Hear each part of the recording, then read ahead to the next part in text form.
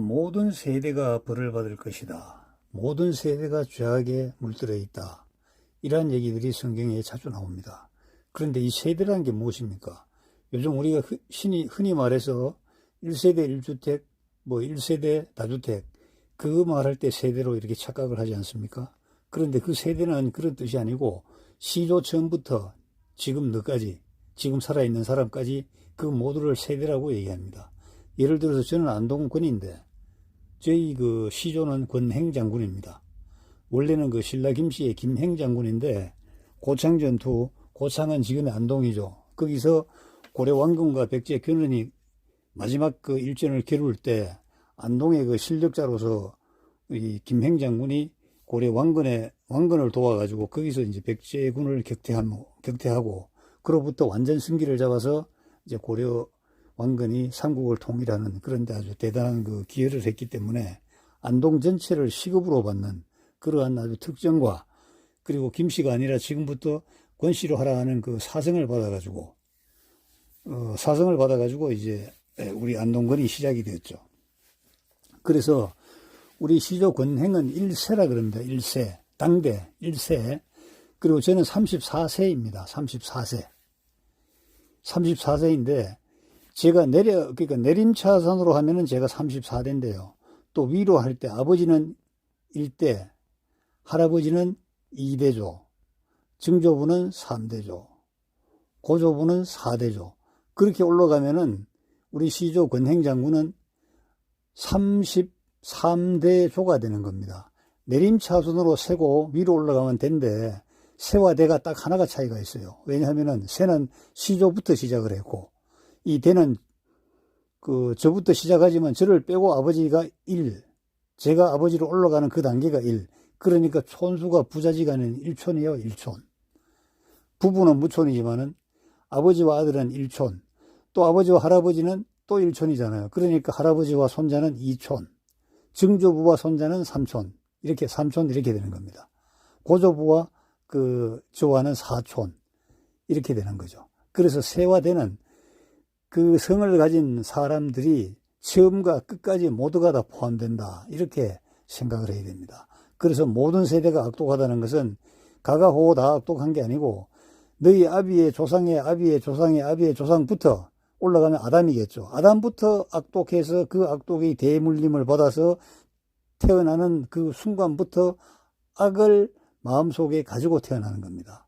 그래서 한박 웃던 어린아이도 조금 기어다니면서 얘야 이리 와 그러면 싫어하고 다른 데로 가고요.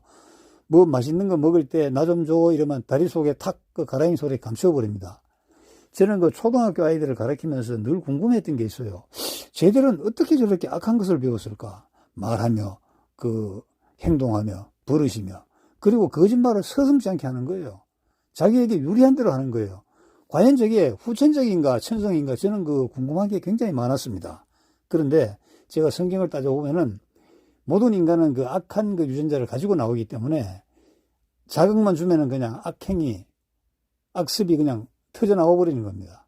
그래서 이러한 악습이 터져나오기 전에 우리 동양에서는 밥상머리 교육, 그래서 천자문 명심보감부터 시작해서 과거 유교적인 방법이 있지 않습니까?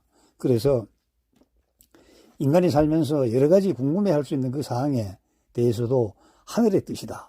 예를 들어서 악인이 어떻게 저렇게 떵떵거리며 잘 사느냐 이렇게 궁금하게 생각하면은 과거의 학자들은 이렇게 얘기했죠.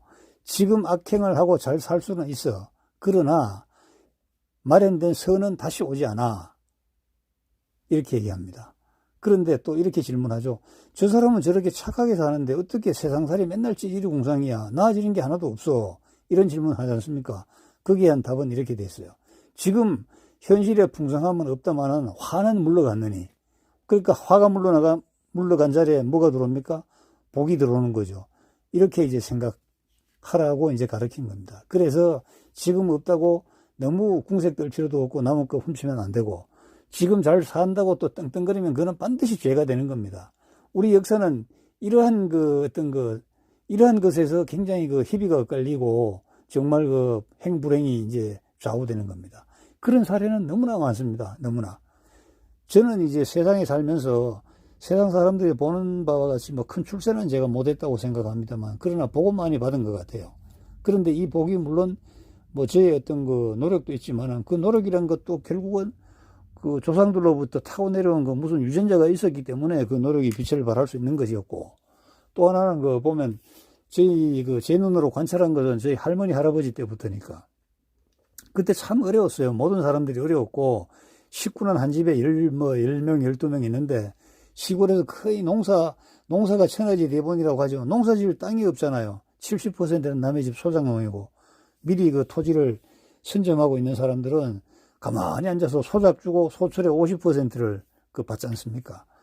참 이거 정말 이거 어떻게 보면 당연했고, 어떻게 보면 악법이죠. 그래서 70%의 소작농들이 조선 500년 동안 계속 내려오다가 근세사 100년도 거의 마찬가지입니다. 그것이 깨진 게 사실 50년이 안 되거든요. 그러면 제가 이제 나이 60인데 저희들이 태어나서도 보면 옆에 무슨 있었어요. 무슨 집이 있었다고요. 그래서 집사도 하고, 그런 사람들이 그 자녀들이 지금 저와 저희 후배들이 있는데, 그 사람들이 이 그 빈부가 갈등이 심하면 심할수록 막연한 그 부자에 대한 어떤 그 반항심이 있지 않겠습니까? 또 이것도 정치인들이 살살 건드린단 말입니다. 특히 그런 사람들을 건드리는 게 누구냐? 사회주의 공산주의자들이라고요. 야, 너희 해봐야 인생 나아지는 거 없어. 두드려 부셔. 내가 앞장서 줄게. 너희들은 나 뒤만 따라오면 안 돼. 이게 혁명이거든요. 볼셰비키 혁명이 그랬었고, 중국의 그 인민공화국 인민혁명도 마찬가지입니다. 결과는 어떻게 됐을까요? 뭐 결과는 역시 개돼지 같이 사는 겁니다. 그 사람들에게까지 나눠줄 이런 어떤 정치 세력은 하나도 없는 거예요. 우리나라가 정말 그 급격한 변혁을 겪었는데, 사회적으로 참 연착륙을 사실은 잘 했습니다. 지금 난데없이 그 정치인들이 좌파놈들이 나와가지고 엉뚱한 소리 해서 그렇지, 사실 지금은요, 옛날에 양반들 다 거꾸로졌잖아요. 옛날에 뭐 애하고 뭐 이렇게 담뱃대 두드리는 사람들, 그 집 자손들 보면은 제가 아는 것만 해도 많은 사람들이 거의 그냥 지금은 기층민중이 되어 있고, 오히려 그때 정말 코찔찔 흘리면서 뭐 했던 사람들이 지금 회사 기업 일군 사람들이 너무너무 많아요. 제가 어제 갔던 고향 그 윗마을도, 아니 대구에서 골프장 3개 소유한 사람이 있어요. 그때 사람들이 손가락질 했다고, 저거 인간 되겠나고. 그런데 저거 인간 되겠나고 손가락질을 한 그 손가락질을 이 사람이 아는 거야. 그래, 나 인간하면 돼볼게 하고 절치부심 노력해가지고 됐어요. 거기는 거의 지금 저희 또래 후배들 보면은 대략 거의 한 30억에서 50억 재산은 다 가지고 있어요. 그럼 서울에서 아파트 옛날에 강남에 3억, 4억 뭐 이렇게 6억 갈 때 다 샀거든요. 그 아파트가 지금 20억, 30억 가니까 전체 재산은 지금 아마 80억, 100억 내외가 되지 않을까 이렇게 생각해요. 만약 5층짜리 건물 하나 가지고 있다면 무조건 100억 내외지. 그래서 그 사람들은 또 걱정이 태산 같다. 아들이 없어. 어떤 사기꾼 같은 사인놈이 와가지고 저 재산 전부 꿀꺽해 갈까? 지금은 또 그게 걱정이 된다네요. 재물이라는 것은 이래저래 있어도 걱정, 없어도 걱정. 제가 어제 고향을 다녀오면서, 교회가 그게 거의 뭐 100년 역사를 가진다고 하는데, 처음에 그 교회를 지을 때 옛날에 그 철길 부서라고 할 때 그 남는 그 원목, 그 아름드린 원목 있잖아요. 기차 지나갈 때 레일 밑에 까는 원목, 충격 완화제. 그것을 말입니다. 집사 장로님들이 지게에 지고 20리, 30리 지게에 지고 와서 기둥으로 세운 그 교회라고 해요. 그런데 여러분들 깜짝 놀랄 일이 있죠. 지금 세계 100대 교회라고 하는 전도사를 무려 10년을 했대요, 10년. 그런데 워낙 먹고 살 게 없어가지고 그 사모님이 방티라 그러죠. 옛날에 방티라 그래가지고 나무로 이렇게 홈을 파가지고, 항아리라 그러나 바구니 비슷하게 만들어서 그때 오치를 해가지고 시커멓고 뻘건 거, 거기에 그 박물 장소로 그래서 뭐 동동구르무도 넣고, 그 다음에 그 뭡니까? 그 참빗도 넣고, 그 다음에 얼개미 빛도 넣고, 또 뭐 해가지고 이골 저골 다니면서 파는데, 자, 사주기는 하는데 현찰로 주는 사람이 또 없어. 거의 외상이야. 그리고 곡식으로 바꿔줘요. 이러니 남는 게 뭐가 있어요? 말로는 뭐 그 집에 교회 전도사 부인 왔는데 뭐 팔아줬다, 내가 뭐 팔아줬다 하지만 실제로 돈을 줘야 팔아준 거지. 물건만 받고 사실 값은 안 준 거지. 그 생활을 무려 10년을 하다가 도저히 살 수 없어서 떠나왔답니다. 돈 때문에 비난을 받잖아요. 그렇게 하면 안 되는 거거든요. 그 시골 가면은 이런 얘기를 해요. 그 사람 때문에 우리가 전도를 못 하겠다고. 목사가 저 모양인데 무슨 뭐 하나님이 어디 있어 이렇게 얘기한대요. 그런데 이제 제가 심리적으로 분석을 해보면은 워낙 가난하게 크기 때문에 그 가슴 속에 들어있는 그 가난에 대한 그 포원을 풀지를 못한 것 같아. 그래서 돈에 집착한 거고.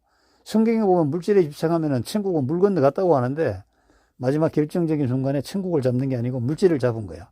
본인은 그렇게 생각하겠지. 내가 이렇게 부흥시키고 전도를 뭐 50만 명 또 세계에도 전도를 많이 했으니 그 공은 인정해 주지 않겠느냐. 하나님께서 천만의 콩떡입니다. 예? 이런 반푸는지도 없어요. 하나님의 법은요, 정말 목회자의 법은 일반 평신도의 법보다 더 엄격합니다. 왜냐하면 하나님을 무시하게 만들었잖아요. 성령님의 사역을 갖다가 해방해 버렸잖아. 무슨 하나님 있는데 저 따위로 놀겠냐고. 괜히 우리한테 하나님 있어 하지만 지가 하는 거 봐. 돈도 그냥 준 게 아니고 위장교회까지 세워서 합해가지고 그걸 아들한테 넘겨주는 거. 그거 어디 그 사이비가 아니고 뭡니까? 아주 그 돈의 그 수전노 같은 그 기업인들이 하는 짓이지 그게 목회자가 할 짓이냐고. 참 안타까운 일입니다. 그런데 여러분, 저도 뭐 공부 조그만 목사이지만 그럴수록 말입니다. 우리는 어떻게 해야 되는지 아세요? 그 혼란 속에 임재하고 계시는 하나님을 우리가 찾을 줄 알아야 해요. 천국 가는 것은 여러분 개인의 문제지 김 목사, 이 목사의 문제가 아니란 말입니다. 오로지 여러분 스스로가 천국을 가고 그 구원받은 사람이 되어서 하나님께서 마지막 천년왕국 지나서 새하늘과 새 땅으로 들어갈 때 그때 여러분들 같이 들어가는 그 사람이 되어야 되는 거예요. 거기는 마누라도 필요 없고 자식도 필요 없어요. 엄격한 심사를 거쳐가지고 들어갈 수 있도록 자기가 노력하면 되는 거지. 그래서 하나님께서는 일부러 혼란스러운 상황을 그 조성이 아니고 그냥 그대로 두시는 것 같아. 그렇지 않으면 어떻게 아담이 그 마귀에게, 그 사탄에게, 루시퍼에게 쏘가가지고 그 뭐 선악과를 따먹게 해. 왜 가만뒀어요? 가만둔 게 아니고 그 속에서 하나님의 역사가 진행되는 거죠. 그래서 우리는 이 목사, 김 목사, 이 장로, 김 장로, 개판 같아도 또 이 집사, 저 집사, 2년 전년 엉터리 같아도 그 속에서 너는 하나님을 찾을지어다. 너는 예수님을 바라볼지어다. 너는 성령님을 맞이할지어다. 이 세 가지가 굉장히 중요한 거예요. 여러분 남장에 갈 때 걸음지고 장에 간다고 하는 말은 있지만 천국은 걸음지고 따라가도 갈 수 있는 것도 아닙니다. 오로지 자기 혼자서. 누가 옆에서 손을 끌어갈 수가 없어요. 여러분 사실 사람이 죽어서 지하에 내려가서 하나는 아브라함 품속에 있고 하나는 그 지옥에 있잖아요. 빤히 보여요. 다 본다고 말입니다. 그 부자가 자기 그 밥상에서 먹는 부스러기를 주워 먹던 거지 나사로. 예. 헌데가 나가지고 개하고 같이 주워 먹다가 개가 거기를 혀로 핥아도 개를 내밀칠 수 있는 힘조차 없었던 그 거지 나사로는 지하 아브라함의 품속에서 고요하게 누워 있는데, 안겨 있는데, 떵떵거리던 그 부자는 뭡니까? 그 구렁이 하나 있고 그 옆에 있는 지옥에서, 불 속에서 물 한 사발이 아니고 한 점만 좀 나에게 좀 찍어줘. 너 옛날에 내가, 내 먹다 남은 거 너에게 흘려준 적이 있잖아. 너는 그거 먹고 살았잖아. 그 생각하면은 고마운 거 아니야? 내가 지금 불쌍한 거 아니냐고. 그러니까 물 한 방울만 찍어줘. 그런데 뭐라고 하시죠? 안 되느니 구렁이 있어 넘어갈 수도 없고 너희 말을 이 거지 나사로가 들을 수도 없어. 이제는 너와 나사로는 신분이 바뀐 거야. 너는 벌을 받는 죄인의 신분이고 나사로는 지금 거룩한 영생에 들어가기 전에 아브라함 품속에 안겨 있는 그러한 그 아주 귀한 신세가 되었단 말이야.